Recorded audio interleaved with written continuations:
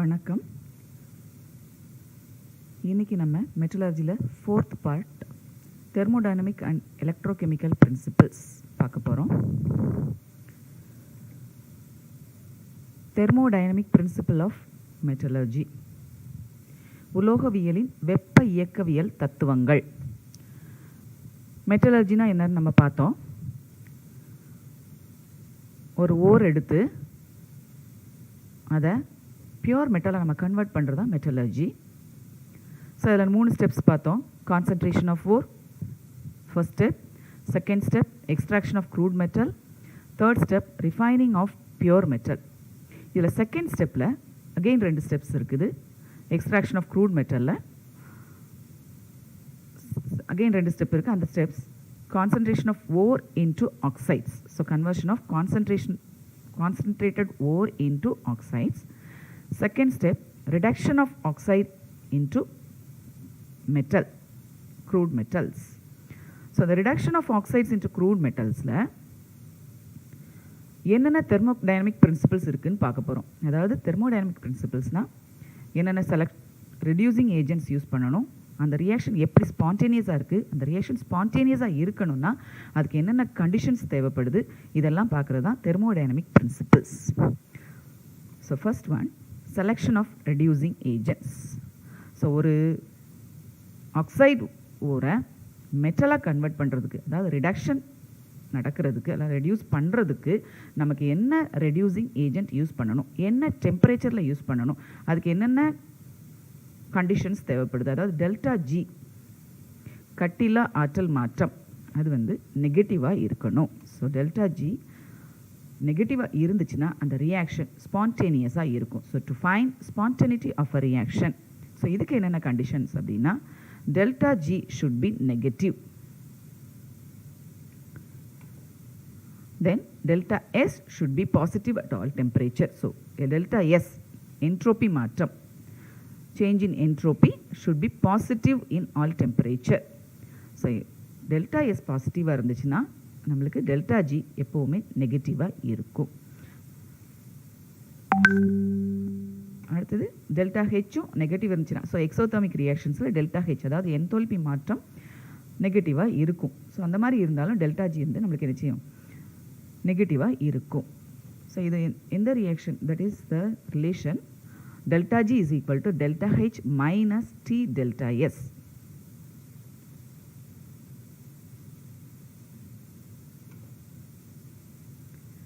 So இது எதுக்கு ரிலேட்டடாக இருக்குன்னா, that is delta G delta H minus T delta S க்கு என்ன செய்யுது, ஈக்குவலாக இருக்குது. இதில் டெல்டா எஸ் நம்மளுக்கு பாசிட்டிவாக இருந்துச்சுன்னா இந்த டி டெல்டா எஸ் டேர்ம் வந்து நெகட்டிவாக இருக்கும்.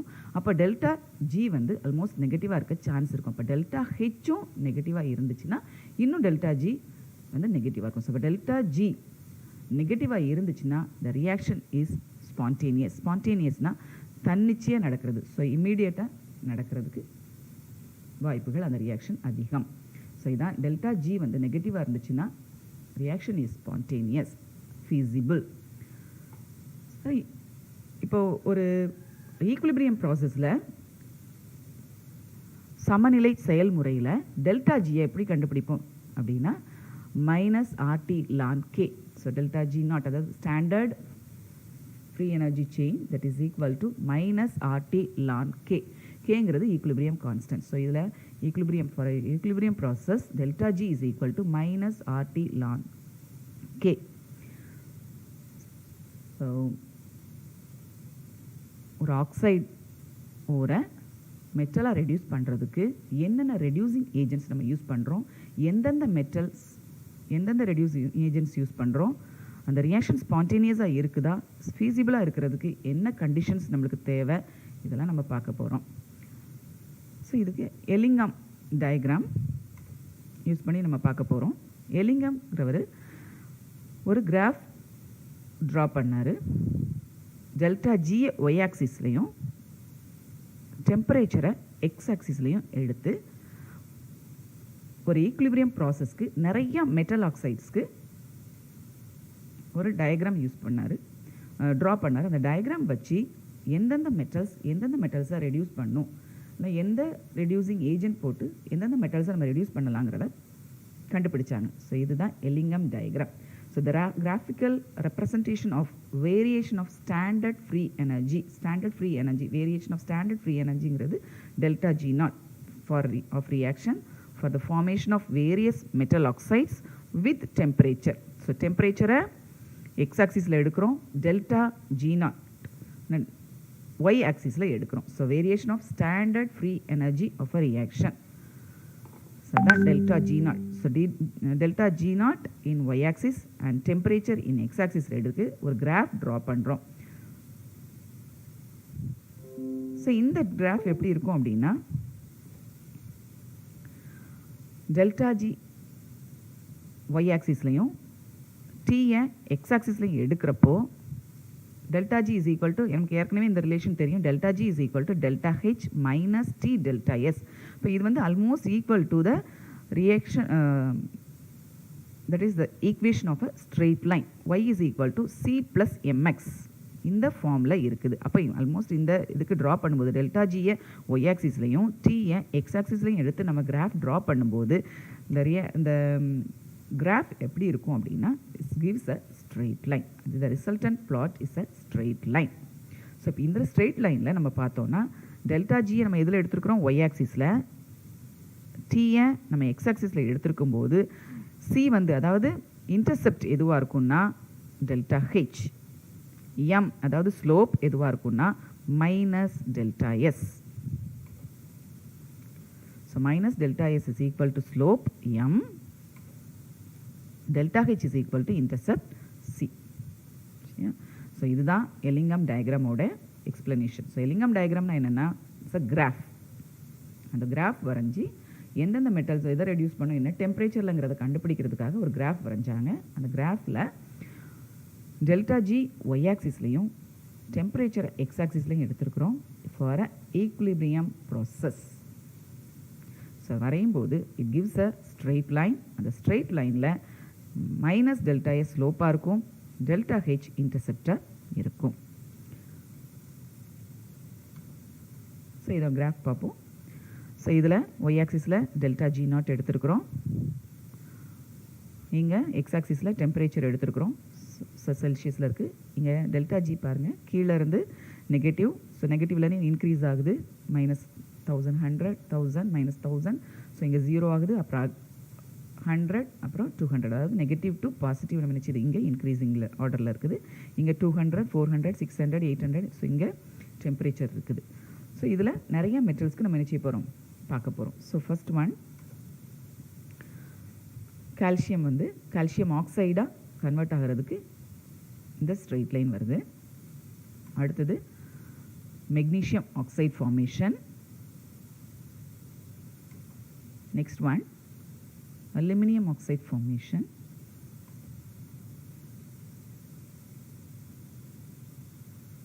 Next, MnO formation. Next, Cr2O3 formation. Next one, ZnO.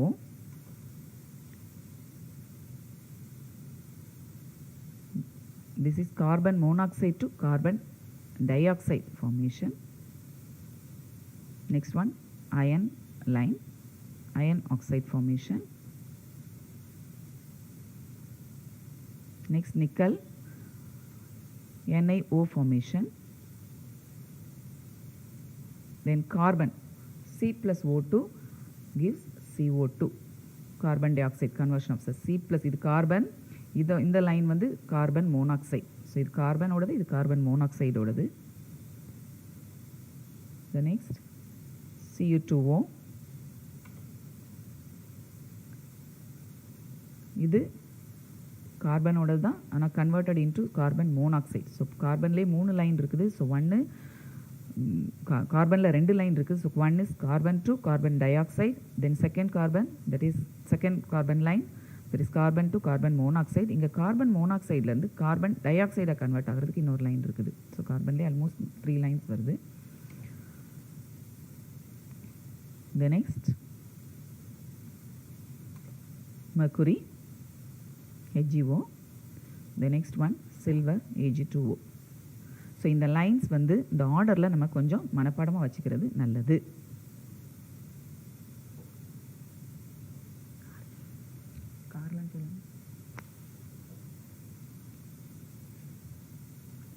இது எப்படி கொஞ்சம் மனப்பாடமாக வச்சுக்கலான்ட்டு ஒரு சிம்பிளாக ஒன்று சொல்கிறேன். ஸோ இது ஜஸ்ட்டு மைண்டில் வச்சுக்கோங்க. ஸோ இப்போ சிஏங்கிறது கார் அப்படி சொல்கிறான், கார்னு வச்சுக்கலாம். MG mechanic, AL alters, MN machine again, CR corrects, ZN ஜெட்னு வச்சுக்கலாம். அடுத்தது எஃப்இயோடது, ஸோ ஃபிக்ஸ் அப்படி வச்சுக்கலாம். என்ஐ நட்டுன்னு ஞாபகம் வச்சுக்கலாம். அடுத்து CU cup, HG Horlicks, AG again. அப்படின்னா நம்ம இப்போ ஃபுல்லாக நான் சென்டென்ஸாக சொல்கிறேன், கொஞ்சம் ஞாபகம் வைக்க பாருங்க. Car, mechanic, alters, machine, corrects, jet, fix, nut, take a cup of Horlicks again. So again I am repeating. Car, mechanic, alters, machine, corrects, Z, fix, nut, take, cup of Horlicks again. So இந்த மாதிரி ஞாபகம் வச்சுக்கிட்டிங்கன்னா எந்த metal oxide கீழே இருக்குது, line கீழே இருக்குது, அதுக்கு மேலே என்ன இருக்குது, ஏன்னா இது என்ன எதனாலங்கிறத நான் பின்னால் சொல்லுவேன். ஸோ இந்த எலிங்காம் டயக்ராம் வச்சு நம்ம நிறையா திங்ஸ் பார்க்க போகிறோம். அதாவது எந்த ரெடியூசிங் ஏஜென்ட் வச்சு எந்தெந்த மெட்டல் ஆக்சைட்ஸை நம்ம ரெடியூஸ் பண்ணுறோம், என்னென்ன டெம்பரேச்சரில் நடக்கு, எந்த மெட்டலை ரெடியூஸ் பண்ணுது, இது எல்லாத்தையும் நம்ம என்ன செய்கிறோம் பார்க்க போகிறோம். ஸோ ஃபர்ஸ்ட் ஒன், இதில் இந்த லைன் பார்த்தீங்கன்னா, இந்த லைனில் ஸோ ஃபார் எக்ஸாம்பிள் இப்போ கால்சியம்லேருந்து பார்த்தோன்னா இந்த கால்சியம் லைன் டெம்பரேச்சர் இன்க்ரீஸ் ஆகும்போது டெல்டா ஜியும் இன்க்ரீஸ் ஆகுது. ஓகே, ஸோ இந்த லைன் இந்த மாதிரி ஸ்ட்ரெயிட் லைனாக இருக்குது. இங்கே பார்த்தோன்னா ஆனால் கார்பன் பார்த்தீங்கன்னா, so carbon plus oxygen gives carbon மோனாக்சைடில் இங்கே டெம்பரேச்சர் இன்க்ரீஸ் ஆகும்போது டெல்டா ஜி வேல்யூ டிக்ரீஸ் ஆகுது. ஸோ இந்த லைன் பார்த்தீங்கன்னா எப்படி இருக்குது, CO ஃபார்மேஷனில். ஸோ இது CO ஃபார்மேஷன்னு சொல்லுவோம். CO ஃபார்மேஷனில் இதிலேருந்து டெம்பரேச்சர் இன்க்ரீஸ் ஆகும்போது டெல்டா ஜி வேல்யூ டிக்ரீஸ் ஆகுது. இங்கே கால்சியம் ஆக்சைடு ஃபார்மேஷனில் டெம்பரேச்சர் இன்க்ரீஸ் ஆகும்போது டெல்டா ஜி வேல்யூ இன்க்ரீஸ் ஆகுது. இதில் டெல்டா ஜி வேல்யூ டிக்ரீஸ் ஆகுது. இந்த கால்சியம் ஆக்சைடு ஃபார்மேஷனில் டெல்டா ஜி வேல்யூ இன்க்ரீஸ் ஆகுது. அப்போது temperature increases, delta G increases. So இந்த ஸ்ட்ரெயிட் லைன் இதோட ஸ்லோப் வந்து பாசிட்டிவ். ஸோ இதோட ஸ்லோப் வந்து எப்படி இருக்கும், பாசிட்டிவ் ஸ்லோப். இந்த லைனுடைய அதாவது கார்பன் மோனாக்சைடு ஃபார்மேஷனுடைய ஸ்லோப் வந்து நெகட்டிவ் ஸ்லோப். ஸோ இதுதான். So most of the metal oxides, எல்லா மெட்டல் ஆக்சைட்ஸ் பார்த்தீங்கன்னா இப்போ பார் கால்சியம், மெக்னீஷியம், அலுமினியம், இது எல்லா மெட்டல் ஆக்சைட்ஸ் ஆல்மோஸ்ட் எப்படி இருக்குன்னா with the positive slope. So most oxides formation வந்து பாசிட்டிவ் ஸ்லோப்பில் இருக்குது. ஸோ பாசிட்டிவ் ஸ்லோப்பில் ஏற்கனவே நான் சொல்லியிருக்கேன் அந்த லைனில். ஸோ லாஸ்ட் பேஜில் நம்ம பார்க்கும்போது நம்ம பார்க்குறப்போ y is equal to mx plus c-ல ஸோ ஸ்லோப் வந்து மைனஸ் டெல்டா எஸ்ன்னு பார்த்தோம். ஸோ அப்போ ஸ்லோப் வந்து பாசிட்டிவாக இருந்துச்சுன்னா, ஸ்லோப் பாசிட்டிவாக இருந்துச்சுன்னா, ஸோ எல்லா மெட்டல் ஆக்சைடு ஸ்லோப் பாசிட்டிவாக இருந்துச்சுன்னா டெல்டா எஸ் வேல்யூ நெகட்டிவாக இருக்கும். Okay, because slope is equal to minus delta S. அப்போ ஸ்லோப் பாசிட்டிவாக இருந்துச்சுன்னா delta S value negative. So அதுதான் நம்மளுடைய ஃபர்ஸ்ட் அப்சர்வேஷன், இந்த எலிங்காம் டயக்ராமுடைய ஃபர்ஸ்ட் அப்சர்வேஷன். அது உணரப்படுபவை. ஸோ இது என்ன நம்ம கண்டுபிடிக்கிறோம் அப்படின்னா, இதில் டெல்டா எஸ் வந்து negative because the slope is positive for almost all the metal oxides. So இப்படி இருந்துச்சுன்னா என்னன்னா இந்த ஃபார்மேஷன், ஸோ CaO ஃபார்மேஷனோட, ஸோ இப்போ டெல்டா எஸ்ங்கிறது என்னது, என்ட்ரோபி. ஸோ என்ட்ரோபின்னு என்னது, ரேண்டம்னஸ். இப்போ ரேண்டம்னஸ் வந்து நெகட்டிவாக இருந்துச்சுன்னா அதோட ரேண்டம்னஸ் குறையுது. ஸோ ரேண்டம்னஸ் குறைவாக இருக்கும்போது அந்த ரியாக்ஷன் வந்து நடக்கிறது கொஞ்சம் கஷ்டம். அதாவது CaO ஃபார்மேஷன் வந்து CaO காம்பவுண்ட் வந்து less stable at high temperature. So high temperature போகிறப்போ அதோட என்ட்ரோபி நெகட்டிவ் ஆகும்போது அது லெஸ் ஸ்டேபிளாக இருக்கும். ஸோ இதுதான் ஃபர்ஸ்ட் அப்சர்வேஷன். ஸோ இப்போ எல்லா metals almost all the metal oxide ஃபார்மேஷனில் slope is positive, delta S negative, so metal oxides are less stable at high temperature. So second observation என்னன்னா, that is carbon monoxide formation in the line.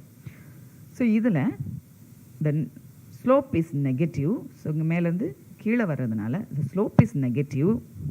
அப்போ carbon monoxide ஃபார்மேஷனில் delta S is positive. So slope is negative, அதனால delta S வந்து positive. So CO is more stable at high temperature. So இதுதான். So இதில் எல்லா metal ஆக்சைட்ஸும் பார்த்தோன்னா எல்லா metal ஆக்சைட்ஸும் slope positive, delta S negative, less stable at high temperature. CO ஃபார்மேஷனில் negative slope, delta S positive, CO is more stable at high temperature. So இதுதான் பார்க்குறது. Then next one, so high temperature போக போக, so for example இப்போ நம்ம இந்த இதில் பார்த்தோன்னா ஹை டெம்பரேச்சர் போக போக இந்த லைன் எப்படி போகுது, இப்படியே ஹையாக இன்க்ரீஸ் ஆகிட்டே போகுது. So at a point, so இப்படி போயிட்டே இருக்கிறப்போ அட் அ பாயிண்டில் என்ன ஆகும், இந்த டெல்டா ஜி என்ன செய்யும், இன்க்ரீஸ் ஆகி பாசிட்டிவ்க்கு போயிடும். இப்போ பாசிட்டிவ்க்கு போயிடுச்சுன்னா நம்மளுக்கு நம்ம ஏற்கனவே பார்த்துருக்கோம், ஸ்பான்டேனியஸாக ரியாக்ஷன் இருக்கணும்னா டெல்டா ஜி எப்படி இருக்கணும், நெகட்டிவ். ஸோ இப்போ எந்த ரியாக்ஷன் வந்து மோர் ஸ்பான்டேனியஸாக நடக்கும்னா கீழே இருக்கிற ரியாக்ஷன்ஸ் ஸ்பான்டேனியஸ் ரியாக்ஷன்ஸ். அப்போது டெல்டா ஜி நெகட்டிவாக இருந்துச்சுன்னா தான் நம்மளுக்கு ஸ்பான்டேனியஸாக நடக்கும்.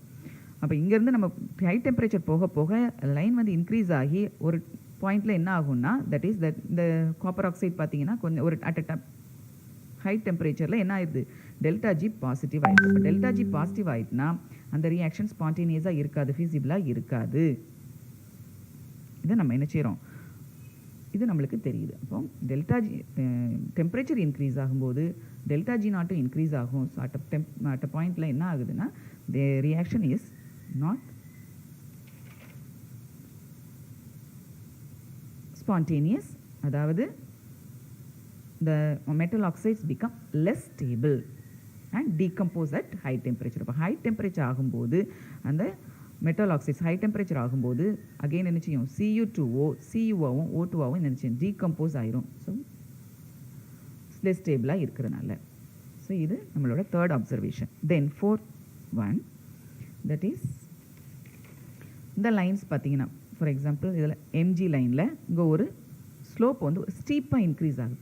இங்கே மெர்க்குரிலையும் அதே மாதிரி ஒரு ஸ்டீப் இன்க்ரீஸ் இருக்குது, ஜெட் லைன்லேயும் ஒரு ஸ்டீப் இன்க்ரீஸ் இருக்குது. ஸோ இது எதனால் அப்படின்னா, so sudden change in slope இருக்கிறதுக்கு காரணம் என்னென்னா, that is phase transition. So அது வந்து மேபி லிக்விட் டு வேப்பராக இருக்கலாம், வேப்பரைசேஷனாக இருக்கலாம், இல்லைனா சாலிட் டு லிக்விட் மெல்ட்டிங்காக இருக்கலாம். ஸோ ஏதோ ஒரு ஃபேஸ் ட்ரான்சிஷன், ஏதோ ஒரு ட்ரான்சிஷன் இருக்கிறதுனால இதிலேருந்து என்ன செய்யுது, சடன் சேஞ்ச் இருக்குது. ஸோ இதான் நம்ம 4 அப்சர்வேஷன்ஸ் நம்ம பார்க்குறது. ஸோ ஃபர்ஸ்ட் ஒன் பார்த்தோன்னா இது வந்து பாசிட்டிவ் ஸ்லோப் இருக்குது. பாசிட்டிவ் ஸ்லோப் இருக்கிறதுனால டெல்டா எஸ் எப்படி இருக்குது, நெகட்டிவாக இருக்குது. So less stable at higher temperature. So இது வந்து carbon monoxide formation, negative slope, positive delta S, so more stable. அடுத்தது ஹை டெம்பரேச்சர் இன்க்ரீஸ் ஆகும்போது டெல்டா ஜியும் இன்க்ரீஸ் ஆகும். So they are less stable at higher temperature. அடுத்தது பார்த்தோன்னா that is sudden change இருக்கிறதுனால இந்த கிராஃபில் ஒரு சம் ஃபேஸ் ட்ரான்சிஷன் இருக்குது நம்ம கண்டுபிடிக்கிறோம். அதாவது மேபி வேப்பரைசேஷன் அல்லனா மெல்ட்டிங். அடுத்தது பார்த்தோன்னா இந்த இதில் சில ரியாக்ஷன்ஸ் ஃபார் எக்ஸாம்பிள் சில மெட்டல் ஆக்சைடு ஃபார்மேஷனில் டெல்டா ஜி வந்து ஆல்மோஸ்ட் பாசிட்டிவ் பக்கத்தில் இந்த 0 கிட்டத்தட்ட பாசிட்டிவ், அதாவது குறைவான டெல்டா ஜி வந்து பாசிட்டிவ், அதாவது குறைவான நெகட்டிவ் வேல்யூஸ் இருக்குன்னா அது வந்து எப்படின்னா the formation of oxides is unstable. அதாவது இதை நம்ம ஜஸ்ட் ஹீட் பண்ணோனாலே போதும், இந்த HgO Ag2Oலாம் நம்ம ஜஸ்ட் ஹீட் பண்ணாலே போதும், அது டீகம்போஸ் ஆகி நம்மளுக்கு என்ன செஞ்சிடும், ரெடியூஸ் ஆயிரும். ஸோ இப்போ நம்ம எப்படி ரெடியூஸ் பண்ணணும்னு தான் பார்க்குறோம். ஸோ இப்போ ரிடக்ஷன் இப்போ HGO வந்து ரெடியூஸ் ஆகணும்னா ஆல்மோஸ்ட் நம்ம ஹீட்டிங் பண்ணாலே போதும். அதுக்கு எந்த ரெடியூசிங் ஏஜென்ட்டும் தேவையில்லை, நம்ம என்ன செஞ்சலாம் கண்டுபிடிக்கலாம். அதுக்கப்புறம் இன்னொரு முக்கியமான பாயிண்ட் இதில் என்ன பார்க்கணுன்னா, எந்த மெட்டல் லைன், எந்த மெட்டல் ஆக்சைடு ஃபார்மேஷனோட லைன் வந்து கீழே இருக்குதோ அந்த மெட்டல் வந்து அதுக்கு மேலே இருக்கிற லைன் ஆக்சைட்ஸை ரெடியூஸ் பண்ணும். ஃபார் எக்ஸாம்பிள் இப்போ ஏஎல் வந்து தேர்ட் லைனில் இருக்குது, குரோமியம் பார்த்தோன்னா அதுக்கு மேலே இருக்குது. அப்போ ஏஎல் என்ன செய்யும், Cr2O3 Cr ரெடியூஸ் பண்ணும். So AL is used as a reducing agent for reducing Cr2O3. இப்போ Cr2O3 ரெடியூஸ் பண்ணணும்னா அதுக்கு கீழே இருக்கிற மெட்டல்ஸ் தான் என்ன செய்யும் முடியும். ஸோ அதுக்கு மேலே இருக்கிற மெட்டல்ஸ், ஃபார் எக்ஸாம்பிள் இப்போ ஜிங்கால் என்ன செய்ய முடியாது, குரோமியமை ரெடியூஸ் பண்ணும், Cr2O3 ரெடியூஸ் பண்ண முடியாது. So aluminium is use to reduce Cr2O3. ஏன்னா அலுமினியம் வந்து குரோமியம் லைனை விட அலுமினியம் லைன் வந்து கீழே இருக்குது. இல்லைனா எந்த லைன் கீழே இருக்குதோ அந்த லைன் அதுக்கு மேலே உள்ள மெட்டல் ஆக்சைடை ரெடியூஸ் பண்ணும்.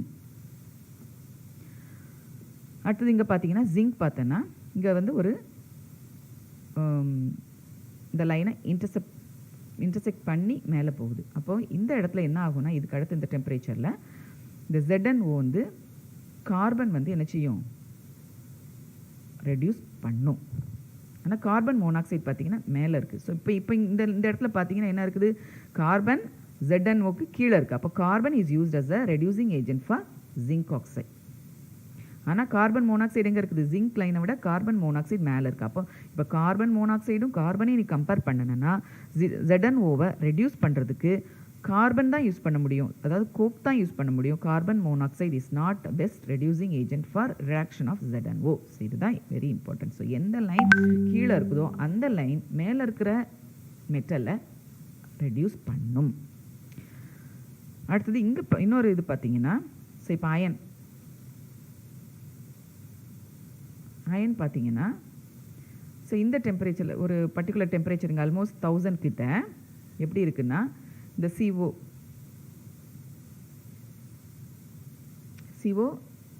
மேலே இருக்குது. ஒரு பர்டிகுலர் டெம்பரேச்சருக்கு கீழே, இந்த டெம்பரேச்சர் கீழே பார்த்தீங்கன்னா இது அயன் லைன். ஸோ இந்த ப்ரௌனிஷாக இருக்கிறது அயன் லைன், அதுக்கு மேலே பிங்கிஷாக இருக்கிறது கார்பன் லைன். ஸோ இப்போ முதல்ல எப்படி இருக்குது, அயன் லைன் கீழே இருக்குது. அப்போது கார்பனால் அயனை ரெடியூஸ் பண்ண முடியாது பிலோ 1000 டிகிரி செல்சியஸ். அதுக்கு அடுத்தது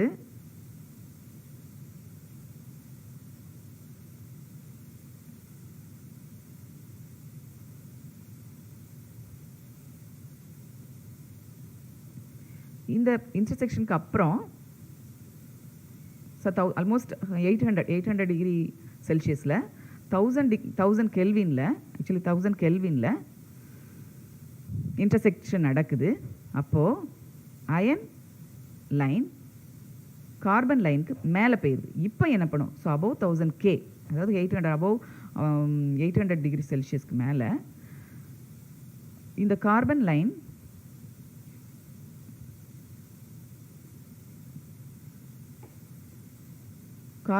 இஸ் பிலோ அயன் லைன். அப்போ கார்பன் வந்து அயன் ஆக்சைடை ரெடியூஸ் பண்ண முடியும் எப்போ 1000 கெல்வினுக்கு மேலே. ஓகே, 1000 கெல்வினுக்கு மேலே carbon is used as a reducing agent to reduce iron oxide. Okay, so அதுக்கு கீழே கார்பனால் யூஸ் பண்ண முடியாது 1000 கெல்வினுக்கு கீழே. ஸோ அது ஆல்மோஸ்ட் 800. ஓகே, அடுத்தது அப்சர்வேஷன். ஸோ இப்போ நம்ம ஒன்று ஒன்றா பார்க்க போகிறோம். Observations. So first point, for most metal oxide formation the slope is positive. நம்ம பார்த்தோம் எல்லா மெட்டல் ஆக்சைடு ஃபார்மேஷன்லையும் slope is positive, delta S is negative. So metal oxides are less stable at higher temperature. அடுத்தது CO formation பார்த்தோன்னா மேலேருந்து கீழே வருது அந்த கிராஃப், அதனால் அந்த பிளாட் வந்து மேலேருந்து கீழே வருது, அதனால் slope is negative. So delta S is positive. Carbon monoxide is more stable at higher temperature. அதே போல் as temperature increases, delta G value changes from negative to positive, so metal oxides become less stable. So ஒரு பாயிண்டில் என்ன செஞ்சிருது, delta G value பாசிட்டிவாக போகிறதுனால they become less stable and decompose at higher temperature. So in MgO and HgO formation அந்த sudden change, ஒரு sharp increase இருக்குது ஸ்லோப்பில், அதனால் due to face transition, அது வேப்பரைசேஷனாக இருக்கலாம் இல்லைனா மெல்ட்டிங்காக இருக்கலாம். தென் applications of Ellingham diagram, that is பயன்பாடு. So இதில் no reducing agent is needed for Hg and Ag, sorry அதில் Ag in the upper part of the diagram. So Hg and Ag, Mg இல்லமா, that is Ag, Hg and Ag in the upper part of the diagram because they are unstable and decompose on heating. Any metal can reduce the oxide of other metals that are located above it in the diagram. So எந்த metal கீழே இருக்குதோ அதுக்கு மேலே இருக்கிற மெட்டல்ஸை reduce பண்ணும். Any metal can reduce the oxide of other metal that are located above it in the Ellingham diagram. So example, Al is used to reduce Cr2O3 because Cr line is located above Al line, aluminum line.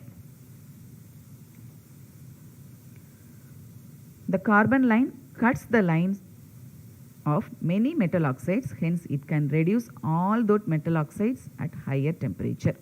So carbon line வந்து almost அதுக்கு மேலே இருக்கிற metal oxides எல்லாத்தையுமே cut பண்ணுறதுனால it can reduce all those metal oxides at higher temperature. So higher temperatureல, so at 1000 K carbon line cuts iron line, அதனால் above 1000 K carbon line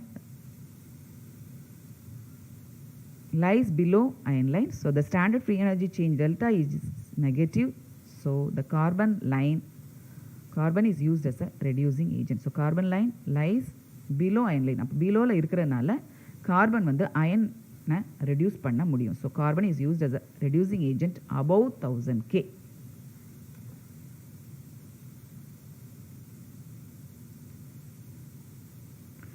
Coke is best reducing agent for ZnO.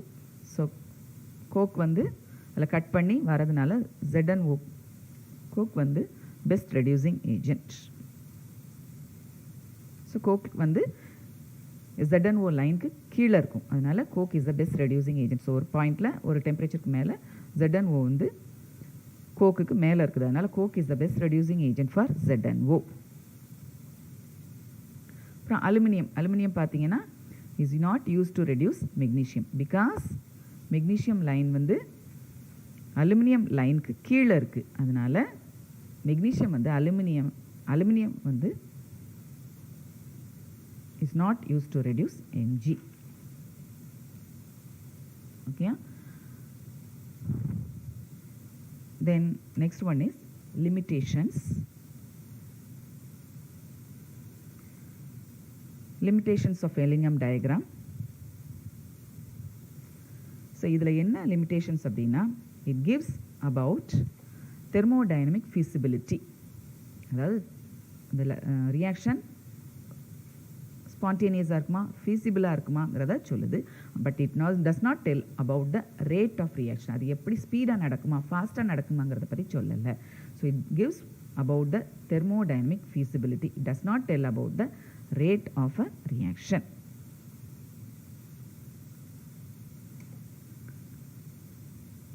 Then next one is, that is delta G is based on the assumption that the reactant and products are in equilibrium. Delta G நம்ம வந்து calculation போடுறது, they are in equilibrium with the product, the reactants are equilibrium with the product அப்படிங்கிறத வச்சு நம்ம calculate பண்ணுறோம், but which is not always true.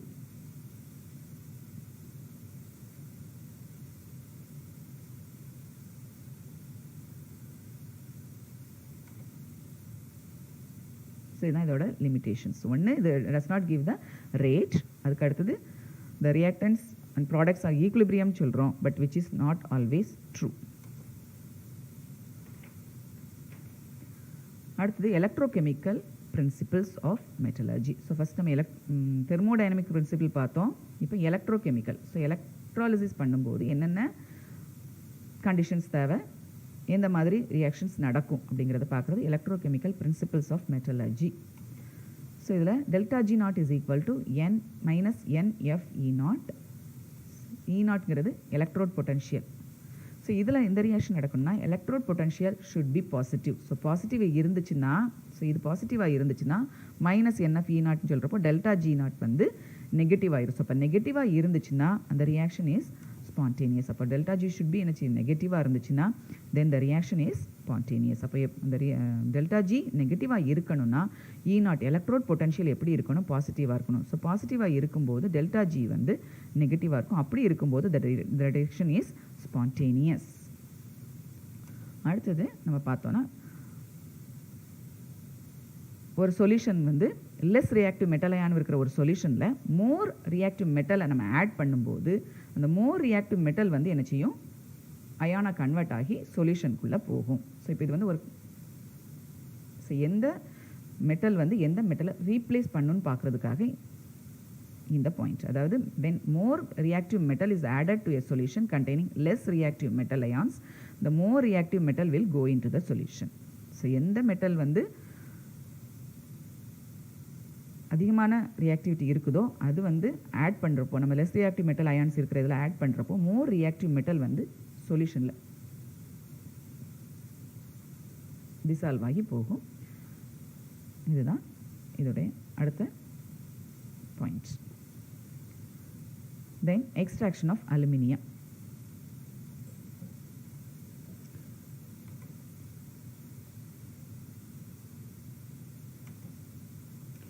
இது Hall Heroult process வச்சு நம்ம என்ன செய்யலாம், அலுமினியமை எக்ஸ்ட்ராக்ட் பண்ணலாம். ஸோ இதில் கேத்தோட் வந்து நம்மளுக்கு என்ன எடுக்கிறோன்னா iron tank lined with carbon. So ஒரு அயன் டேங்க் எடுக்கிறோம், அதில் கார்பனை வந்து நினச்சிருக்கிறோம் நம்ம லைன், அதாவது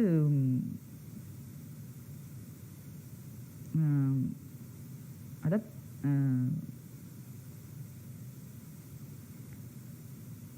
ஒரு லேயராக அதில் அட்டாச் பண்ணியிருக்கோம் கார்பனை. ஸோ அயன் டேங்கில் ஒரு லேயர் ஆஃப் கார்பனை நம்ம நினச்சிக்கிறோம் அதில் அட்டாச் பண்ணியிருக்கிறோம். So line with carbon. அடுத்தது ஆனோட் கார்பன் பிளாக்ஸ்.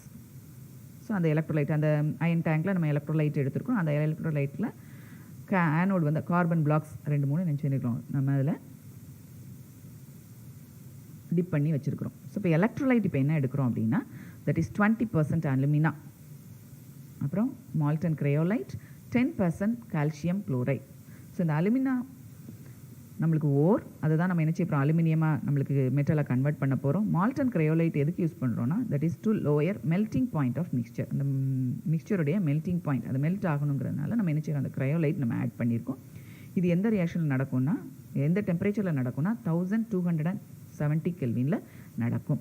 ஸோ என்னது கேத்தோடில் iron tank line with carbon. So அந்த கார்பன் தான் நம்மளுக்கு என்னது கேத்தோடு ஆக்ட் பண்ண போகுது. Anode carbon blocks. அடுத்தது எலக்ட்ரோலைட் வந்து 20% alumina, molten cryolite, 10% calcium chloride. இந்த மால்டன் கிரையோலைட் வந்து to lower the melting point of mixture. So இப்போ மெல்ட் ஆகி நம்ம அலுமினியம் வெளியே வரணுங்கிறதுனால. ஸோ அபவ் டெம்பரேச்சர் வந்து அபவ் 1270 கெல்வின். ஸோ ரியாக்ஷன் என்ன ஆகும் அப்படின்னா இதில் Al2O3 Al3+ கன்வெர்ட் ஆகும். இதில் ஆக்சிஜன் வந்து O2- கன்வெர்ட் ஆகும். ஸோ கன்வெர்ட் ஆகிட்டு இந்த Al3+ என்ன ஆகும், தட் இஸ் கேத்தோடில் போய் Al that is the iron tank. அந்த அயன் டேங்க் பக்கத்தில் என்ன செய்யும், கீழே அலுமினியம் மெட்டலாக கன்வெர்ட் ஆயிரும்.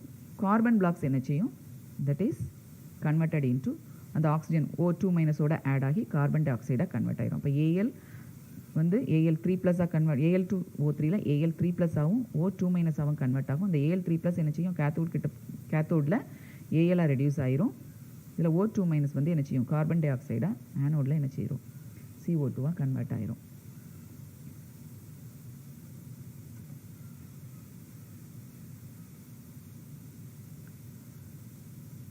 ஸோ ஹால்-ஹெரால்ட் ப்ராசஸ் இப்போ பார்க்கலாம்.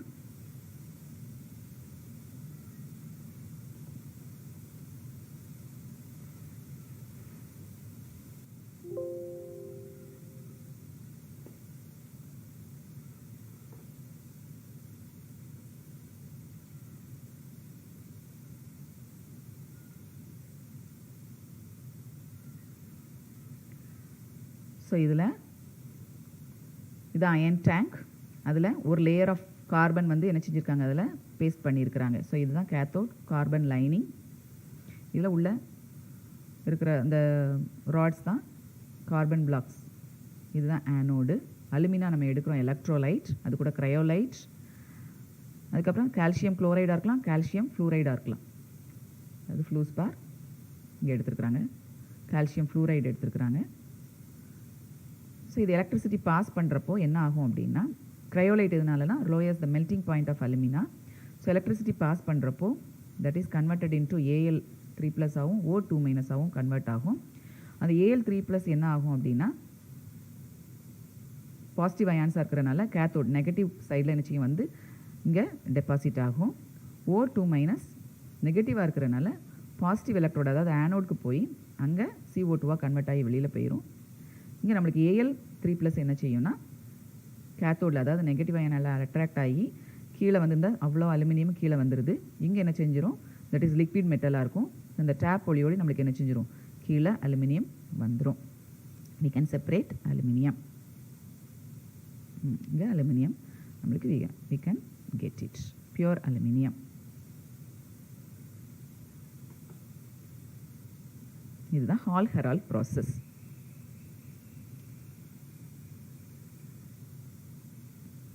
ஸோ இதில் இந்த லெசன் ஆல்மோஸ்ட் இதோட முடிஞ்சுது. ஸோ நம்ம இன்றைக்கி என்ன பார்த்தோன்னா எலிங்கம் டயக்ராம். எலிங்கம் டயக்ராம்னு என்ன, டெல்டா ஜி ஒய் ஆக்சிஸ்லையும் டெம்பரேச்சர் எக்ஸ் ஆக்சிஸ்லையும் எடுத்து ஒரு கிராஃப் ட்ரா பண்ணும்போது, அதுவும் இந்த ஈக்குலிபிரியம் ப்ராசஸில் ட்ரா பண்ணும்போது ஒரு கிராஃப் கிடைக்கும். அது ஸ்ட்ரெயிட் லைனாக இருக்கும். அதோட ஸ்லோப் வந்து -ΔS, இன்டர்செப்ட் வந்து ΔH. ஸோ எந்த மெட்டல் ஓட லைன், அதாவது மெட்டல் ஆக்சைடோட லைன் வந்து அபோவாக இருக்குதோ அது வந்து கீழே உள்ள மெட்டல் ஆக்சைடு லைனோட மெட்டல் ஆக்சைட்ஸ் அல்லது மெட்டல்ஸை வச்சு ரெடியூஸ் பண்ண முடியும். ரெடியூஸ் பண்ண அதாவது கீழே இருக்கிற மெட்டல்ஸ் மேலே இருக்கிற லைனில் உள்ள மெட்டல் ஆக்சைட்ஸை ரெடியூஸ் பண்ணும். இது நம்ம பார்த்தோம். ஸோ இதை வச்சு நம்ம என்ன செய்யலாம், எந்த மெட்டல் ஆக்சைட்ஸ்க்கு என்ன ரெடியூசிங் ஏஜென்ட்ஸ் நம்ம யூஸ் பண்ணுறோங்கிறத பற்றி பார்த்தோம். அதோட அப்சர்வேஷன்ஸ் பார்த்தோம், அதோட அப்ளிகேஷன்ஸ் பார்த்தோம். அப்புறம் லிமிடேஷன்ஸ் என்ன, ஏன்னா லிமிடேஷன்ஸ் என்னன்னா it does not tell about the rate of the reaction. அது என்ன ஸ்பீடாக நடக்குதா ஃபாஸ்ட்டாக நடக்குதான்னு நம்மளால் சொல்ல முடியலை. அடுத்தது ஈக்குலிபிரியம் ப்ராசஸில் நம்மளுக்கு என்னது, ப்ராடக்ட்டும் ரியாக்டன்ட் ஈக்குலிபிரியமில் இருக்குதுன்னு சொல்கிறோம். ஆனால் ஆல்வேஸ் இது வந்து ட்ரூவாக இருக்க முடியாது, எல்லா ரியாக்ஷன்ஸ்க்கும் ட்ரூவாக இருக்க முடியாது. ஸோ இப்போ இந்த லெசனில் உள்ள ஃபுல் டோட்டல் நம்ம ரீகேப் பார்க்கலாம். மெட்டலர்ஜியில் 3 steps: concentration of ore, extraction of crude metal, refining of crude metal. Concentration of ஓரில் கிராவிட்டி செப்பரேஷன். ஸோ அதில் கிராவிட்டி செப்பரேஷனில் வாட்டர் வச்சு நம்ம என்ன செய்கிறோம், செப்பரேட் பண்ணுறோம். அதில் எந்தெந்த ஓஸ் யூஸ் பண்ணுறோன்னா கோல்டு ஓர், SnO2, Fe2O3. அடுத்தது ஃப்ரோத் ஃப்ளோட்டேஷன் மெத்தடில் பைன் ஆயிலும் யூக்கலிப்டஸ் ஆயிலும் யூஸ் பண்ணி ப்ளஸ் வாட்டர் யூஸ் பண்ணி நம்ம என்ன செய்கிறோம், ஒரு ஃப்ரோத் மேக் பண்ணுறோம். அதில் எந்த ஓஸ்லாம் நம்ம செப்பரேட் பண்ண முடியும்னா சல்ஃபைட் ஓஸ். மேக்னெட்டிக் செப்பரேஷனில் மேக்னெட் வச்சு நம்ம செப்பரேட் பண்ணுறோம். அதில் டின்ஸ்டோன் ஃப்ரம் உல்ஃப்ரமைட் இம்ப்யூரிட்டி. இந்த இம்ப்யூரிட்டி வந்து மேக்னெட்டிக்காக இருக்கும், அதனால் மேக்னெட் வச்சு நம்ம செப்பரேட் பண்ணலாம். லீச்சிங்கில் ஒரு சால்வெண்ட்டும் ஒரு ஓரும் ஒரு ஓரோட சால்வெண்ட் நம்ம எனி ஒரு கெமிக்கல் ஆட் பண்ணுறப்போ அது சால்யூபிள் காம்ப்ளெக்ஸ் ஃபார்ம் பண்ணும். நம்ம இன்சால்யூபிளாக நம்ம என்ன செய்யலாம், ரிமூவ் பண்ணிடலாம். அந்த இம்ப்யூரிட்டிஸை இன்சால்யூபிளாக இருக்கும், அதை ரிமூவ் பண்ணிடலாம். சயனைட் லீச்சிங்கில் கோல்டு ஓர், ஆசிட் லீச்சிங்கில் ZnSம் PbSம், ஆல்கலி லீச்சிங்கில் பாக்சைட், அமோனியா லீச்சிங்கில் நிக்கல், காப்பர், கோபால்ட் ஓர்ஸ். அடுத்தது எக்ஸ்ட்ராக்ஷன் ஆஃப் க்ரூட் மெட்டல்ஸில் 2 ஸ்டெப்ஸ் இருக்குது. ஒன்று conversion of ores into oxides, second one reduction of oxides into metals. இந்த ரிடக்ஷன் ஆஃப் ஆக்சைட்ஸ் இன்டு மெட்டல்ஸில் தான் நம்ம இந்த எலிங்கம் டயக்ராம் வச்சு எந்தெந்த மெட்டல்ஸ் வந்து எந்தெந்த மெட்டல்ஸை ரெடியூஸ் பண்ணும், அதனால் கார்பன் எதை ரெடியூஸ் பண்ணும், கார்பன் மோனாக்சைடு எதை ரெடியூஸ் பண்ணும், என்னென்ன டெம்பரேச்சரில் பண்ணும், எல்லாமே நம்ம என்ன செய்கிறோம், இது எலிங்கம் டயக்ராம் வச்சு என்ன செஞ்சோம் பார்த்தோம். இப்போது இந்த ஓஸ் இன்டு ஆக்சைட்ஸில் நம்மளுக்கு 2 ஸ்டெப்ஸ் இருக்குது. ஒன்று க்ரோஸ்டிங், இது வந்து வித் ஆக்சிஜன் வச்சு ஹீட் பண்ணுறப்போ எந்த ஓஸ்னா சல்ஃபைட் ஓஸ்க்கு. கால்சினேஷனில் இந்த ஆப்சன்ஸ் ஆஃப் O2ல எந்தெந்த ஓர்ஸ்னா carbonate ores and hydrated ores. அடுத்தது ரிடக்ஷன் ஆஃப் ஆக்சைட்ஸ் இந்த மெட்டலில் ஸ்மெல்ட்டிங்னா என்னென்னா தட் இஸ் ஃப்ளக்ஸும் ரெடியூசிங் ஏஜென்ட் ஆட் பண்ணோன்னா that is flux, that is melting.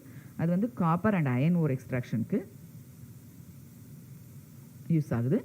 அடுத்தது by carbon, reduction by carbon, அதுக்கு MnCr Zn ஆக்சைட்ஸு. அடுத்தது ஹைட்ரஜன் வச்சு அயன் சில்வர் காப்பர் ஆக்சைட்ஸ்க்கு, மெட்டல் வச்சு Cr2O3 அடுத்தது ஆட்டோ ரிடக்ஷனில் HgS அதாவது மெர்க்குரிக்கு. அடுத்து ரிஃபைனிங் ஆஃப் க்ரூட் மெட்டல், இன்னும் க்ரூட் மெட்டல் அதாவது 4 to 5% இம்ப்யூரிட்டிஸ் இருக்கிறத பியூர் மெட்டலாக நம்ம கன்வெர்ட் பண்ணுறதுக்கு ரிஃபைனிங் ஆஃப் க்ரூட் மெட்டல். அதில் வந்து டிஸ்டிலேஷன், அது வந்து லோ பாயிலிங் வாலட்டைல் மெட்டல்ஸ், அதுக்கு வந்து ZnO HgOஸும் நம்ம என்ன செய்யலாம் டிஸ்டிலேஷன் மூலமாக செப்பரேட் பண்ணலாம், நல்லா பியூரிஃபை பண்ணலாம்.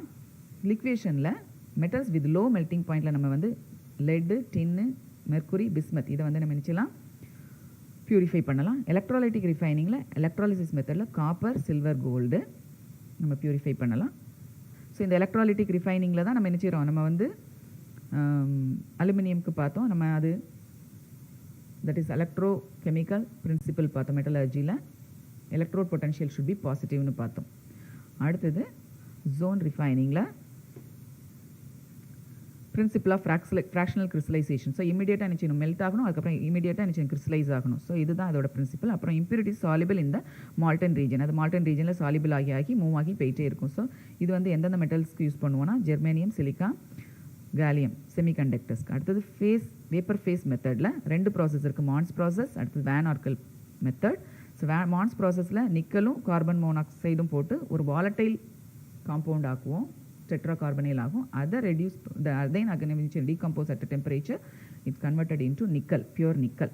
வேன் ஆல்கல் ப்ராசஸில் ஜிர்கோனியமுக்கும் டைட்டோனியமுக்கும் அதே மாதிரி அயோடினோட சேர்ந்து ஒரு வாலட்டைல் காம்பவுண்ட் ஃபார்ம் பண்ணும். அந்த வாலட்டைல் காம்பவுண்ட் வந்து அகைன் ஹீட் பண்ணுறப்போ again it is converted into pure zirconium and titanium. So இதுதான் மெட்டலர்ஜியில் நம்ம இது வரைக்கும் இதை பார்த்தது. ஸோ இந்த லெசன் வந்து ஆல்மோஸ்ட் முடிஞ்சிட்டு. ஸோ இதுதான் ஃபுல் ஃப்ளோ சார்ட் இந்த லெசனோட. ஸோ இதையும் நீங்கள் பார்த்துக்கோங்க. ப்ளஸ் இந்த லெசன் அகெயின் நீங்கள் ரீட் பண்ணிக்கிட்டே இருந்தீங்கன்னா தான் யூ கேன் ஸ்டடி. இன்றைக்கி கொஞ்சம் கொஸ்டின்ஸ் நான் அனுப்புகிறேன், அதில் ஒரு 5 கொஸ்டின்ஸ் நீங்கள் நினச்சிங்க படிச்சுக்கோங்க. ஸோ இன்னும் ஒரு நெக்ஸ்ட் வீக்கில் இந்த லெசனில் ஒரு டெஸ்ட்டு நம்ம என்ன செஞ்சிடணும், எழுதிடணும். ஒரு அசைன்மெண்ட் கொடுப்பேன், அதை நீங்கள் பார்க்காம எழுதுகிற மாதிரி பண்ணணும். ஸோ இப்போ ஒரு 5 கொஸ்டின்ஸ் மட்டும் இன்னையோட அசைன்மெண்ட் வந்து ஒரு 5 கொஸ்டின்ஸ் என்ன செஞ்சுக்கேன் எழுதிட்டு குரூப்பில் வாட்ஸ்அப் குரூப்பில் சென்ட் பண்ணுங்கம்மா. சரியா? Okay children, thank you.